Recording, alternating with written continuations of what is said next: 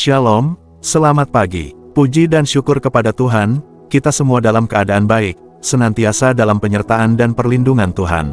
Hari ini kita akan melanjutkan pembacaan firman Tuhan dari kitab Yosua pasal 10. Sebelumnya marilah sama-sama kita berdoa. Bapa kami yang di surga, terima kasih untuk penyertaan-Mu dan pertolongan-Mu dalam hidup kami. Sebentar lagi kami akan melanjutkan pembacaan firman-Mu. Biarlah melalui firman-Mu kami dapat semakin mengerti maksud hati-Mu, sehingga kami dapat terus bertumbuh di dalam Kristus dan berbuah yang manis untuk sesama kami. Amin. Yosua 10. Pertempuran dekat Gibeon, Yosua merebut bagian selatan Kanaan. Setelah terdengar oleh Adoni-Zedek, Raja Yerusalem, bahwa Yosua telah merebut Ai dan telah menumpasnya, seperti yang dilakukannya terhadap Yerikho dan terhadap rajanya, demikianlah juga dilakukannya terhadap Ai dan terhadap rajanya, dan bahwa penduduk kota Gibeon telah mengadakan ikatan persahabatan dengan orang Israel dan diam di tengah-tengah mereka. Maka sangat takutlah orang, sebab Gibeon itu kota yang besar, seperti salah satu kota kerajaan, bahkan lebih besar dari Ai, dan semua orangnya adalah pahlawan. Sebab itu Adoni-Zedek, Raja Yerusalem, menyuruh orang kepada Hoham, Raja Hebron, kepada Piream, Raja Yarmut, kepada Yafia, Raja Lahis, dan kepada Debir, Raja Eglon, mengatakan, "Datanglah kepadaku dan bantulah aku, supaya kita menggempur Gibeon, karena telah mengadakan ikatan persahabatan dengan Yosua dan orang Israel." Lalu kelima raja orang Amori itu berkumpul dan bergerak maju, Raja Yerusalem, Raja Hebron, Raja Yarmut, Raja Lahis dan Raja Eglon, mereka beserta seluruh tentara mereka. Mereka berkemah mengepung Gibeon dan berperang melawannya. Lalu orang-orang Gibeon itu menyuruh orang kepada Yosua, ke tempat perkemahan di Gilgal, mengatakan, "Jangan menarik tanganmu daripada hamba-hambamu ini. Datanglah dengan segera kepada kami, lepaskanlah kami dan bantulah kami, sebab semua raja orang Amori, yang diam di pegunungan, telah bergabung melawan kami." Lalu Yosua bergerak maju dari Gilgal, dia dan seluruh tentara yang bersama-sama dengan dia, semuanya pahlawan yang gagah perkasa.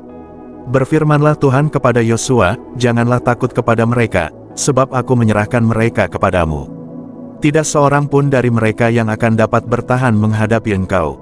Lalu Yosua menyerang mereka dengan tiba-tiba, setelah semalam-malaman bergerak maju dari Gilgal. Dan Tuhan mengacaukan mereka di depan orang Israel, sehingga Yosua menimbulkan kekalahan yang besar di antara mereka dekat Gibeon, mengejar mereka ke arah pendakian Bet Horon dan memukul mereka mundur sampai dekat Azekah dan Makeda. Sedang mereka melarikan diri di depan orang Israel dan baru di lereng Bet Horon, maka Tuhan melempari mereka dengan batu-batu besar dari langit, sampai ke Azekah, sehingga mereka mati. Yang mati kena hujan batu itu ada lebih banyak dari yang dibunuh oleh orang Israel dengan pedang. Lalu Yosua berbicara kepada Tuhan pada hari Tuhan menyerahkan orang Amori itu kepada orang Israel.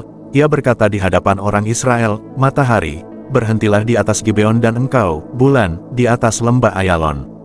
Maka berhentilah matahari dan bulan pun tidak bergerak, sampai bangsa itu membalaskan dendamnya kepada musuhnya. Bukankah hal itu telah tertulis dalam kitab orang jujur? Matahari tidak bergerak di tengah langit dan lambat-lambat terbenam kira-kira sehari penuh.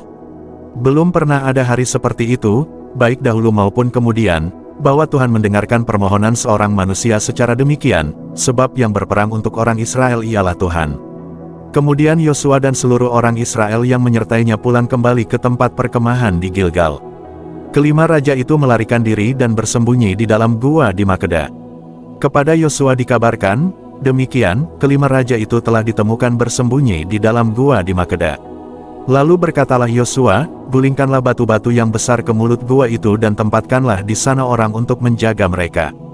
Tetapi kamu, janganlah kamu berhenti, kejarlah musuhmu dan hantamlah barisan belakangnya, janganlah biarkan mereka masuk ke dalam kota-kota mereka, sebab Tuhan, Allahmu, menyerahkan mereka kepadamu."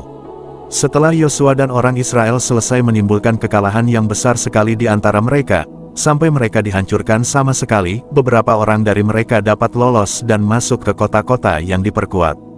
Pulanglah seluruh bangsa itu dengan selamat kepada Yosua ke tempat perkemahan, di Makeda. Tidak ada seorang pun yang berani melemparkan kata-kata ancaman terhadap orang Israel.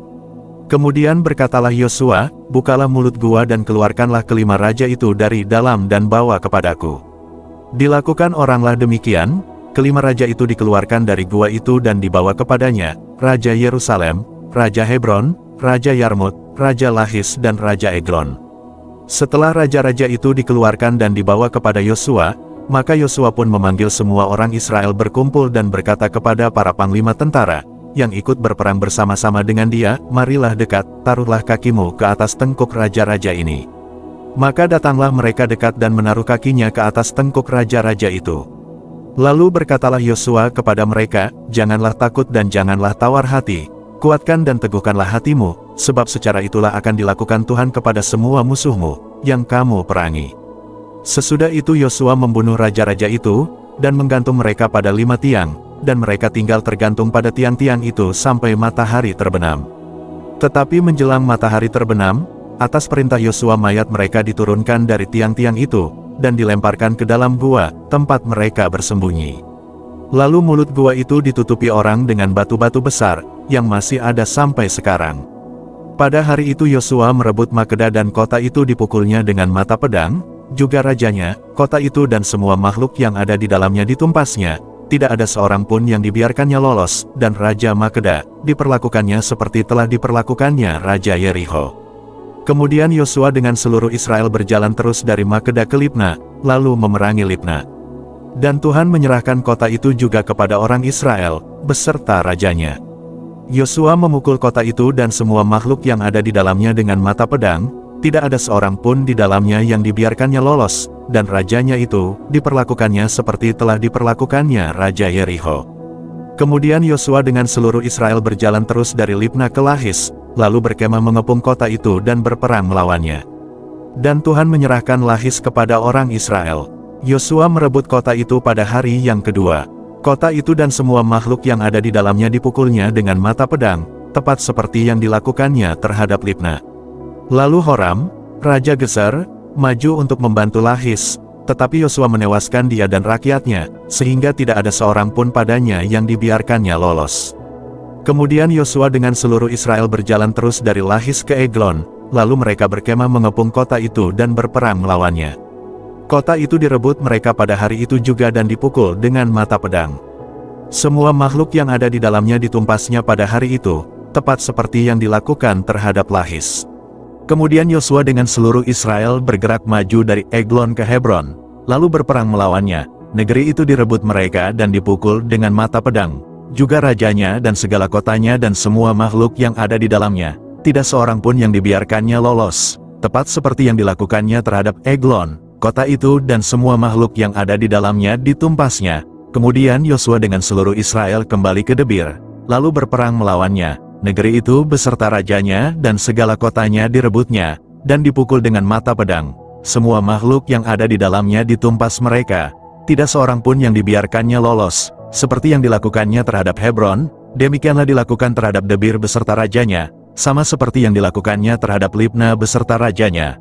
Demikianlah Yosua mengalahkan seluruh negeri itu, pegunungan, tanah Negeb, daerah bukit dan lereng gunung, beserta semua raja mereka, tidak seorang pun yang dibiarkannya lolos, tetapi ditumpasnya semua yang bernafas, seperti yang diperintahkan Tuhan, Allah Israel. Yosua menewaskan mereka dari Kades Barnea sampai Gaza, juga seluruh tanah Goshen sampai Gibeon.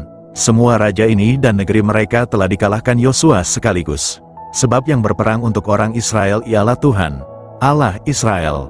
Kemudian Yosua dengan seluruh Israel pulang kembali ke tempat perkemahan di Gilgal. Amin.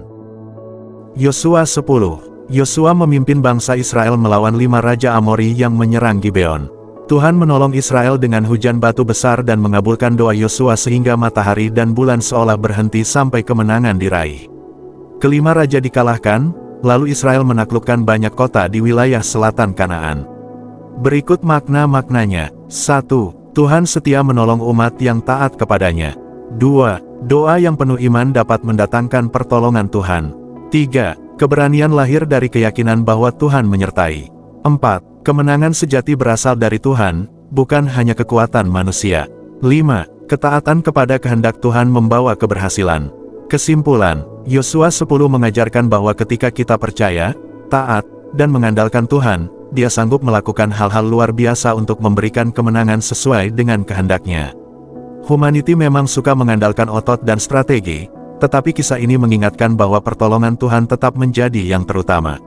Demikian pembacaan firman Tuhan beserta maknanya untuk hari ini. Sampai berjumpa lagi besok. Tuhan Yesus senantiasa memberkati kita semua. Amin.